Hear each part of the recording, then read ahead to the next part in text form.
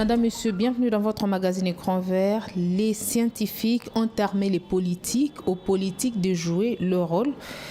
La pré-COP27 s'approche à Kinshasa et en prélude de cette grande cérémonie, il y a la société civile qui organise une caravane africaine pour le climat. Nous voulons bien entendu parler de cette action initiée par la société civile. Nous en parlons avec Monsieur Emmanuel Mossou. Monsieur Emmanuel, bonjour. Bonjour madame. Une caravane africaine pour le climat en prélude de la pré-COP27. Ça veut dire quoi une caravane africaine ?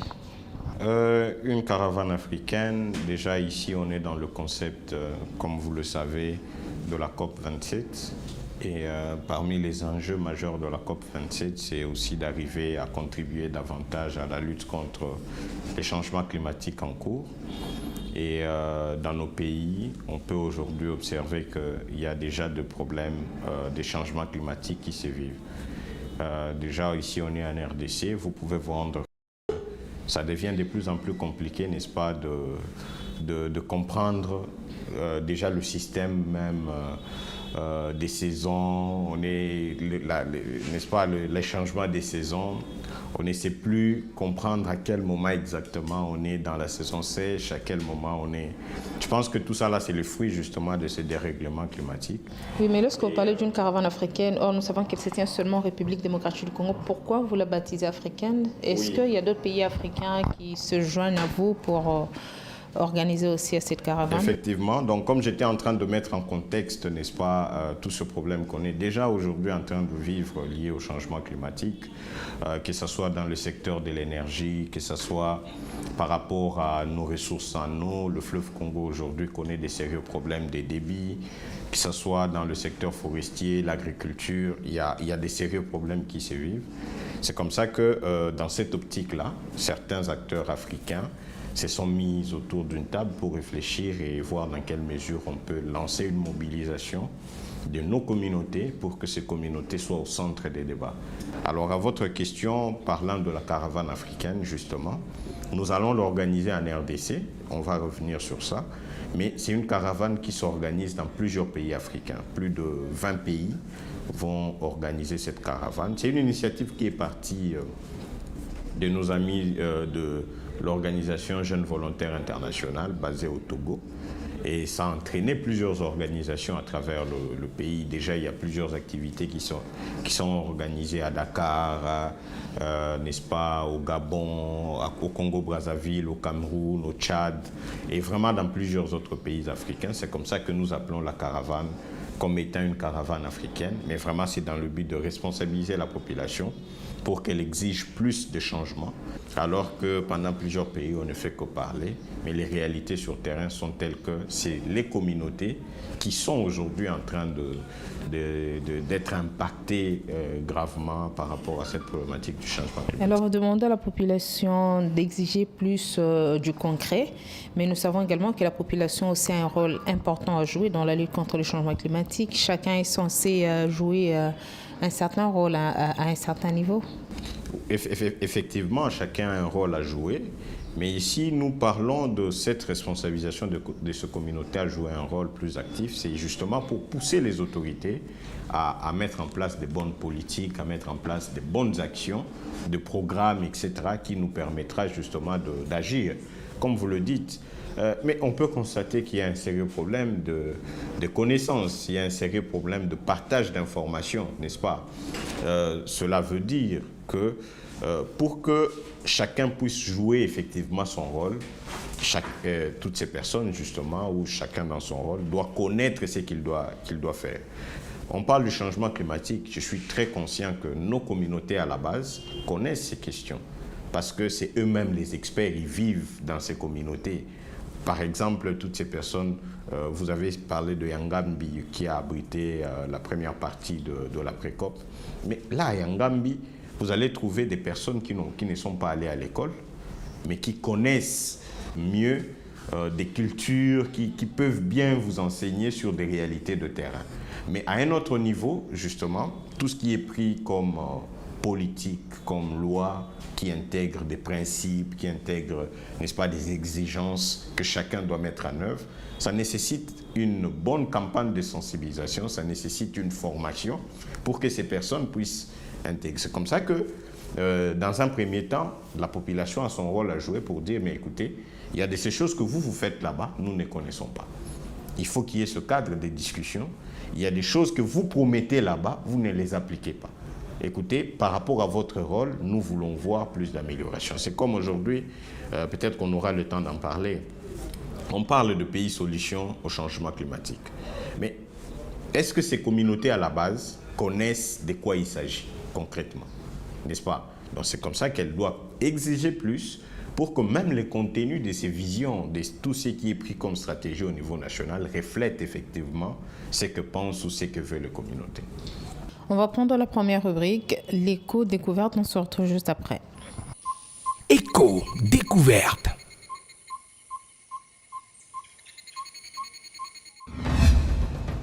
Il y a seulement 40% des espèces du Congo qui ont été récoltées. Il reste 60%. Ça, c'est mon plus grand ardent de tout ce que j'ai comme priorité des priorités qu'on aille vite parce qu'il y a un danger qu'on ne peut pas gérer. C'est l'explosion démographique. Sa renommée a traversé toutes les frontières. La réserve de la biosphère de Yangambi, située dans le territoire d'Issangi, sur la rive droite du fleuve Congo, dans la province de la Chopo, est l'une des destinations de recherche scientifique le plus prisées à travers le monde. Déclaré réserve de biosphère depuis 1976, ce site, étendu sur une superficie de 234 000 hectares, abrite une importante biodiversité. Au-delà de recherches scientifiques, ce site a accueilli pour la toute première fois le premier échange scientifique en prélude de la pré-COP27. Une fois sur le terrain, ces différentes composantes sont visitées, appuyées par les explications des experts. Les visiteurs, pour la plupart des scientifiques des différents bassins des forêts tropicales du monde, s'enquèrent de la réalité du site. À l'herbarium par exemple, le rendez-vous était inédit entre scientifiques dans ce bâtiment. L'herbarium, son importance, c'est d'abord un gardien et en plus, il accompagne l'histoire forestière du Congo. Pas seulement forestière, parce que la forêt est en communication avec la population. Donc c'était l'histoire forestière et sociale du Congo qui est résumée dans l'herbarium. Considéré comme les dépôts des échantillons des plantes collectées, cet endroit est considéré comme les gardiens de l'histoire du Congo, avec des références qui déduisent les conditions dans lesquelles les générations ont vécu. Son importance encore, c'était un laboratoire pour les études scientifiques. Même aujourd'hui, on parle des climats, disons, des changements climatiques. Moi, je préfère les perturbations climatiques. Mais il faut avoir des références pour dire qu'à telle année, la température était par exemple de 10 degrés. Aujourd'hui, à 2020, c'est déjà 11. Donc, il y a un changement. Et il n'y a que l'herbarium qui peut vous donner ces preuves. Parce que les technologies actuelles nous permettent de connaître les conditions climatiques qui ont prévalu au moment où la plante a été récoltée. Riche en enseignements, avec des échantillons collectés et classés par catégorie dans les tiroirs après classification, cet archive de la forêt et de son histoire mérite d'être connu et conservé. Ici, le premier échantillon collecté et documenté date de 1899, mais les curateurs estiment que le premier serait collecté au XIVe siècle, mais non documenté. Alors la marche, la caravane africaine pour le climat n'aura lieu qu'à Kinshasa où elle s'étendra également dans les provinces. Comment ça va se passer? Comment elle se décline? Ok, merci beaucoup. Justement, la marche, comme vous avez dit, elle est africaine, mais ici, elle est congolaise aussi. Donc, on n'a pas parlé que de Kinshasa, on a parlé d'une caravane de la RDC. Et dans ce cadre-là, cette caravane devra être organisée dans au moins 4 provinces. C'est-à-dire il y a ou carrément 5 provinces, il faut compter aussi la province de Kinshasa. Au-delà de Kinshasa, il y a la province du Congo central, il y a la province du Nord et Sud Kivu, il y a les provinces du Nord et Sud Kivu bien évidemment, il y a aussi la province du Haut-Katanga. Ça ne veut pas dire qu'on a choisi parce que c'est là qu'il y a des sérieux problèmes, mais de façon représentative parce qu'on ne peut pas aller partout malheureusement à cause des aspects techniques comme aussi des aspects financiers. Mais il fallait quand même songer à associer une des provinces forestières, quand même la Chopo, encore le Maïndombe et encore l'Équateur. Effectivement. Mais je pense que c'est vraiment une première action parce qu'au-delà de la caravane, au niveau de CORAF, nous sommes en train de mener plusieurs activités entre maintenant et la COP. Donc il y a cette caravane qui sera organisée. Nous allons organiser une action que nous appelons la contre-COP. C'est aussi une action africaine. Ça veut dire que la contre-COP? En fait, c'est en termes d'alternatives. C'est des activités alternatives où les activistes se retrouvent pour réfléchir et donner des propositions sur ce qui doit se faire. Et ça, contre-COP, c'est une appellation qui est plutôt africaine. C'est dans plusieurs pays que cela sera organisé. Et au-delà de ça, nous allons aussi organiser spécifiquement une activité que nous appelons la pré-COP alternative, que la société civile va organiser. C'est vrai que ça se fait après les 2 moments officiels, mais au moins ça sera basé sur les résolutions de ces 2 activités officielles, de sorte à contribuer davantage à préparer la RDC à bien se présenter à la COP. Mais sinon, pour revenir, comme je disais, donc il y a les 4 provinces, et plutôt les 5 provinces. Mais bon, après, il ne faut pas qu'on oublie que c'est vrai qu'il y a n'est-ce pas, la province orientale, l'Équateur, etc., dans son ancienne configuration qui couvre la grande partie de la forêt. Mais il ne faut pas oublier aussi que dans le Congo central, il y a aussi la forêt de Mayombe. On n'en disconvient pas, mais si on essayait de comparer à la province de la Chopo, par exemple, à la province de l'Équateur encore, par rapport à la province de Mayombe, vous comprendrez que ces provinces sont un peu plus mieux positionnées par rapport... On est d'accord avec vous, surtout qu'on ne doute pas de ce que vous dites, mais au moins on est allé dans cette optique de représentativité, surtout parce que, vu le temps qui courait, on a peut-être la possibilité d'avoir des acteurs qui peuvent bien s'assumer dans cette province. C'est aussi un défi parce qu'on ne peut pas faire quelque chose dans une province alors qu'on n'est pas sûr de réunir toutes les conditions qu'il faut pour qu'on y arrive. C'est comme ça qu'on est allé avec cette optique où il y a le Congo central, il y a des acteurs que nous maîtrisons qui peuvent faire quelque chose, mais aussi il ne faut pas ignorer que le Congo central, par exemple, a aussi beaucoup d'enjeux au-delà de la forêt de Mayombe. C'est toutes les ressources en eau qui amènent vers... n'est-ce pas, toute cette problématique liée aux énergies renouvelables. On peut voir toutes les ressources en termes du pétrole également. On peut voir le nord-sud Kivu avec cette possibilité de travailler autour n'est-ce pas, de tous ces enjeux sur le gaz et bien d'autres problèmes. Il y a le parc, etc. Et le Haut-Katanga, on peut voir tout ce problème autour de minerais, avec toute la pollution que ça apporte. Donc c'est dans ce cadre-là que, n'est-ce pas, ces réflexions ont été faites. Mais comme encore une fois de plus pour dire qu'on est très d'accord que l'action doit peut-être aller au-delà de ces provinces sélectionnées pour qu'il y ait une très bonne représentativité par rapport à chaque problématique qu'on peut trouver dans chaque coin. Alors, par rapport aux explications que vous venez de nous donner, nous pouvons comprendre que les messages seront aussi spécifiques par rapport aux provinces, déjà au niveau du pays. Parce qu'on sait par exemple qu'au Katanga, on peut facilement se focaliser par exemple sur l'exploitation minière. Dans le Congo central, on peut facilement se focaliser par exemple sur l'exploitation du pétrole. Si on va dans la partie est du pays, on peut facilement se focaliser sur la sécurisation par exemple des aires protégées avec un avant-plan, le parc de Virunga, ainsi de suite. Donc nous pouvons également comprendre qu'à chaque action, son message. Oui, il y a tout d'abord ce message qui est commun. C'est le changement climatique. Mais au-delà de tout ce message commun, parce que nous souhaitons que les choses s'améliorent, il faut qu'il y ait des exemples ou des cas concrets qui nous amènent vers des bonnes réflexions. Donc c'est comme ça que chaque coin a sa spécificité et chaque coin nous permettra de réfléchir de façon plus, n'est-ce pas, en adaptant tout ce contexte. C'est comme pour parler de Kinshasa. Oui, Kinshasa, il y a par exemple tout ce plateau de Bateke où voilà, on applique, les populations font l'agriculture, etc. Mais il y a beaucoup de problèmes actuellement. Beaucoup d'activités n'arrivent plus à fonctionner comme avant à cause, encore une fois de plus, de ce dérèglement climatique qui ne permet pas de bien cerner les saisons, etc.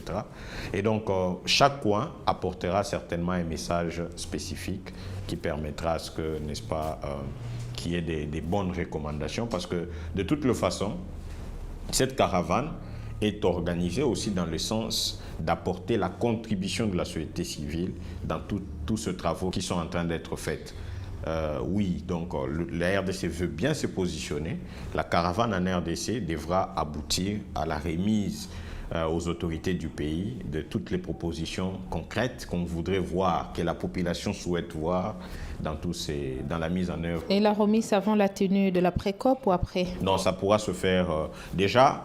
au moment de la pré-COP à Kinshasa, comme j'avais fait mention d'une délégation de quelques acteurs africains qui devront arriver à Kinshasa pendant la période, nous avons sollicité quelques audiences avec certaines autorités, notamment le président de la République.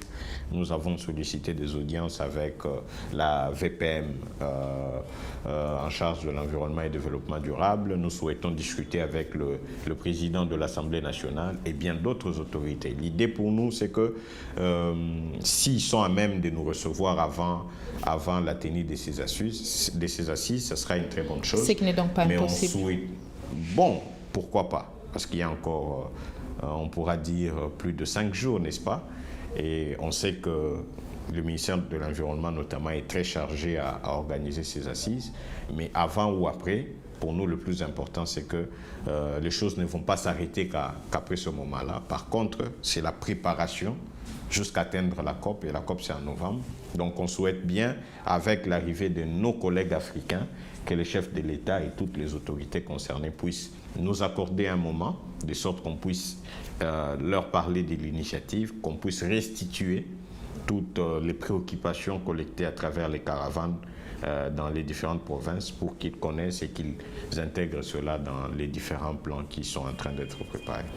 Votre attention est aussi sollicitée dans l'éco-créativité.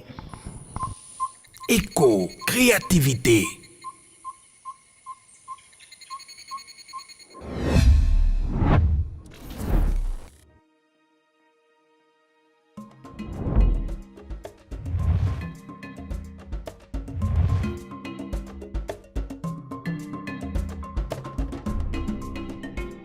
Avec la situation actuelle, il y a une catastrophe qui se dessine déjà. Et même dans nos communautés, on peut voir qu'à Kinshasa, au moins chaque famille est touchée par une maladie chronique. Et cela est dû principalement à la prolifération des déchets dans la ville.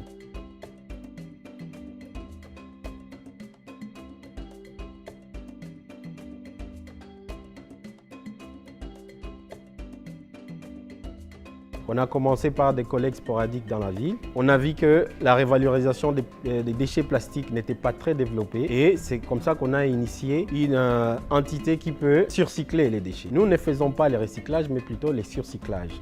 Les surcyclages, c'est quoi? C'est ajouter une valeur aux déchets plastiques et nous prenons en compte tout type de déchets, que ce soit des sachets plastiques, des bouteilles plastiques, des chaises plastiques, des tables en plastique.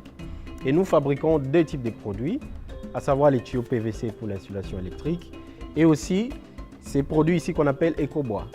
En fait, l'éco-bois, c'est un remplaçant ou une alternative au bois ordinaire et ça permet de lutter contre la déforestation et les changements climatiques. On ne va plus aller déranger la forêt. Avec ça, on peut fabriquer tout type de meubles. Ce qui me motive dans cette lutte, c'est d'abord protéger notre environnement, lutter contre les changements climatiques qui est en train d'affecter toute la planète et la RDC en particulier, car on est en train de déverser des tonnes et des tonnes de déchets plastiques dans l'océan Atlantique à travers nos petites rivières et là, ça affecte toute la planète. Et aussi, nous sommes en train de lutter contre la déforestation, c'est-à-dire avoir des alternatives qui peuvent nous aider à arrêter de couper les arbres. Nous avons les deuxièmes poumons de la planète. Et si on ne les protège pas, en tout cas, ce sera une catastrophe d'ici quelques années. Comment entrevoyez-vous les discussions des politiques lors de l'après-COP? Bon, on sait que c'est des politiques généralement qui prennent des décisions. C'est des politiques qui sont aussi appelés à appliquer ces décisions. Et notre souhait, c'est justement de voir que ce regroupement politique puisse vraiment, les discussions qui viendront de là, puissent réellement refléter le besoin des populations. Parce que malheureusement, dans la plupart des cas, il y a des très grandes décisions, des décisions assez savantes qui sont prises, mais au fond, ça ne reflète pas ce que veulent la population.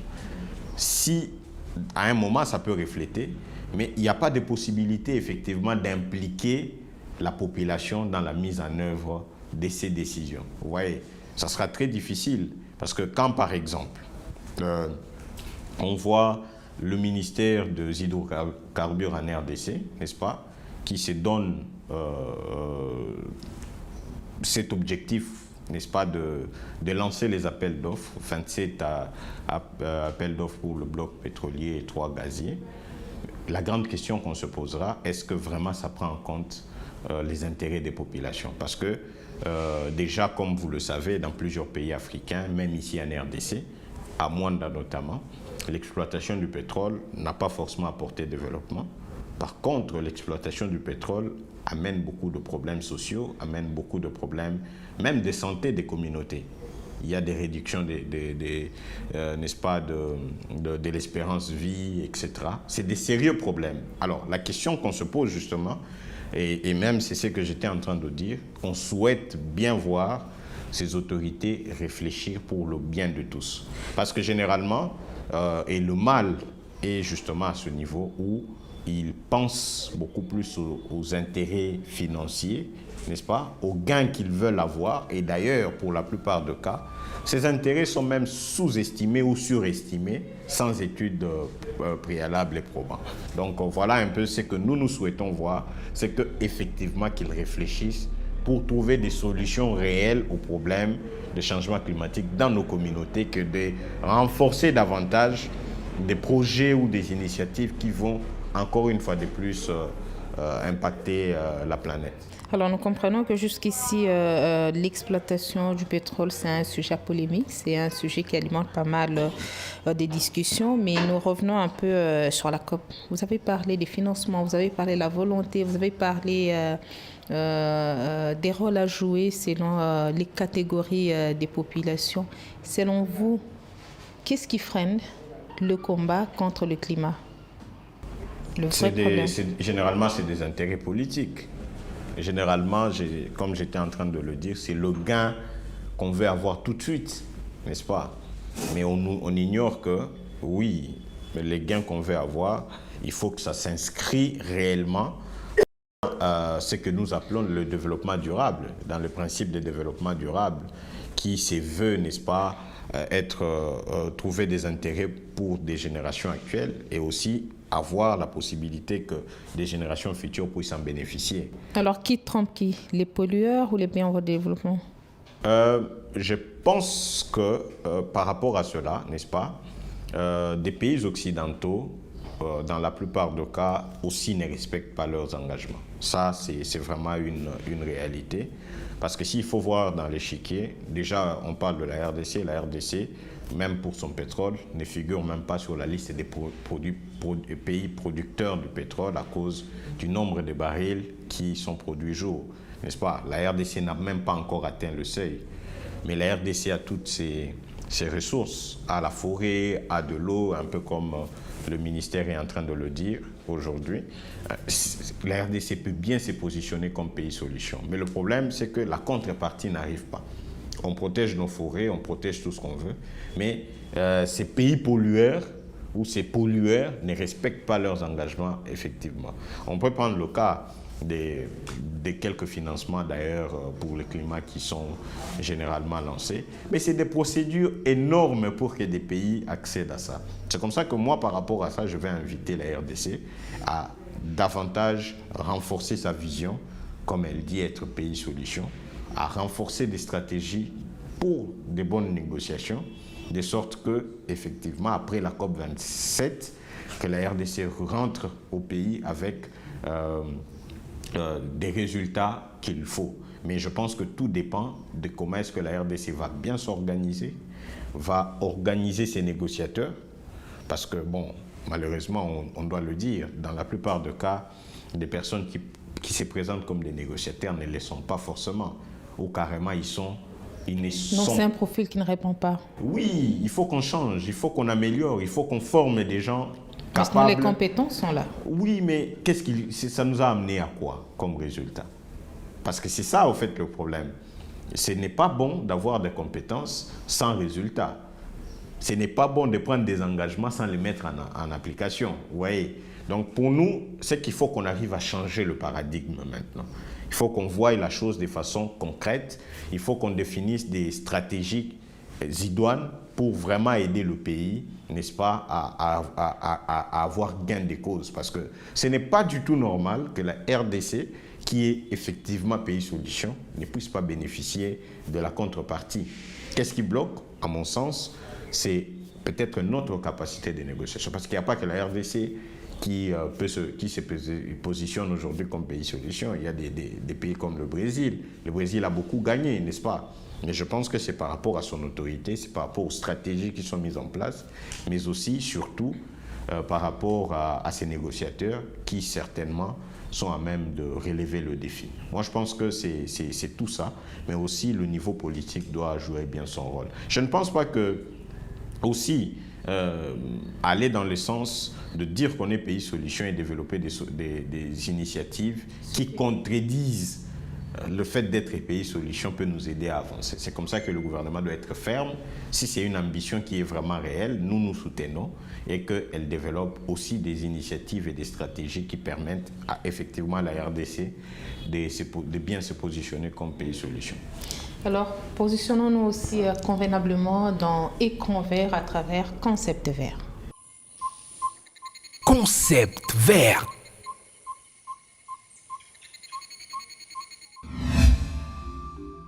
La gestion durable des forêts ou l'aménagement écosystémique des forêts est un mode de sylviculture à tendance écologique qui fixe des critères, indicateurs et objectifs socio-environnementaux en plus des objectifs économiques à la gestion forestière.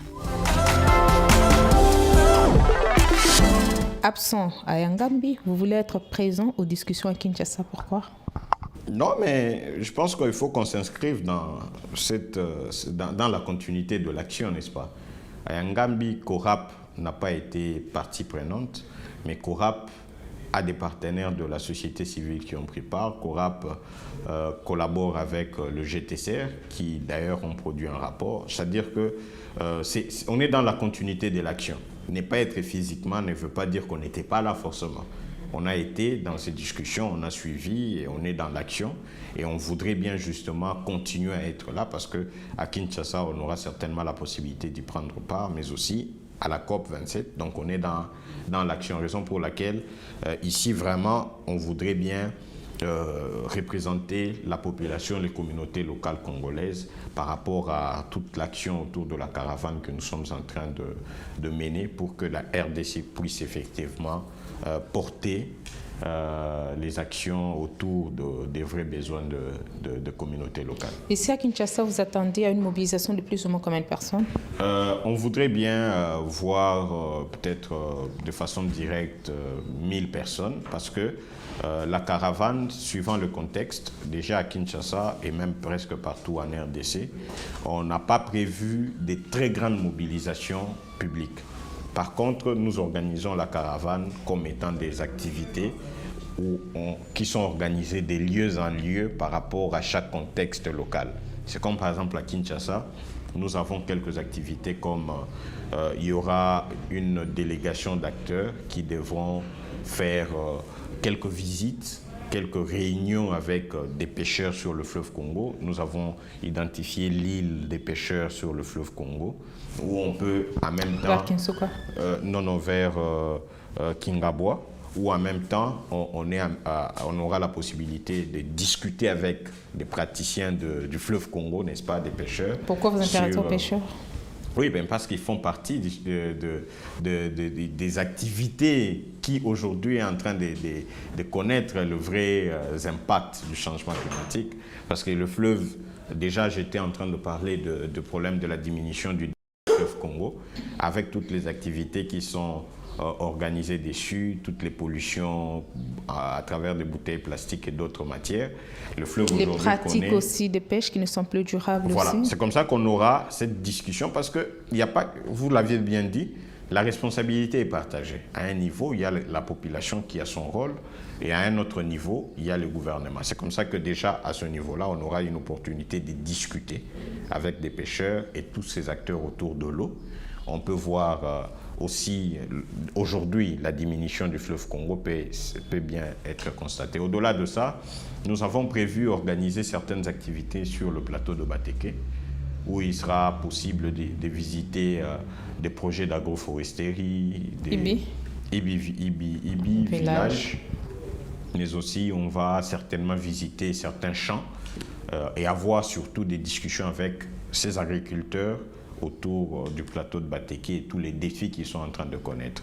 Au-delà de ça, il y a aussi une visite qu'on pourra effectuer à l'ISTA à l'Institut supérieur des techniques appliquées, parce que l'ISTA, en RDC, je pense en Afrique centrale aussi, et l'institution qui a un centre de test, n'est-ce pas, de foyers améliorés, au fait, dans le cadre de lutter contre la consommation excessive du bois de énergie. réduire quand même la pression anthropique sur les forêts. Dans ce cadre-là, on aura le privilège justement de faire visiter toutes les parties prenantes à l'action.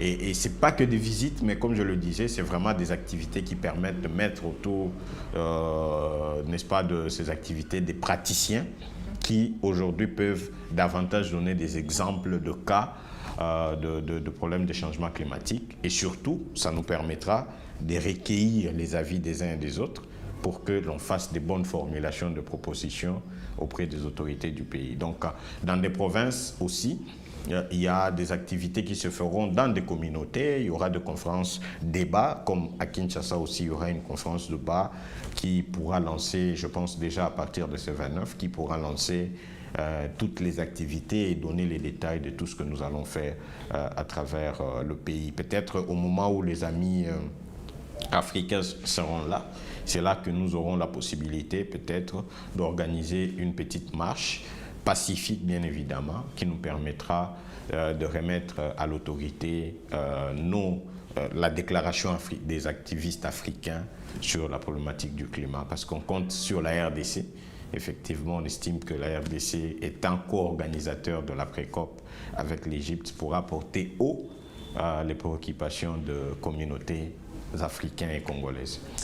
Monsieur Emmanuel Moussou, il ne nous reste plus qu'à vous remercier. C'est moi qui vous remercie. À la prochaine, c'est le mois du climat, donc c'est le mois de la COP. Donc on sera de temps à autre auprès de vous pour recueillir certaines informations utiles. Nous vous remercions et nous aurons certainement besoin de vous parce qu'au-delà de la caravane, comme je disais, nous sommes en train de préparer une grande activité qui va réunir des activistes congolais et certains du bassin du Congo pour réfléchir et contribuer, n'est-ce pas, à la définition de pays solutions, mais cette fois-là, en ce qui concerne l'énergie et le climat. Qu'est-ce que nous, en tant qu'acteurs, nous apportons comme contribution à la vision du gouvernement étant pays solution en ce qui concerne l'énergie et le climat. Et ça touche la RDC et quelques pays du bassin du Congo. Merci. C'est moi qui vous remercie, madame. Mon idée pour la planète.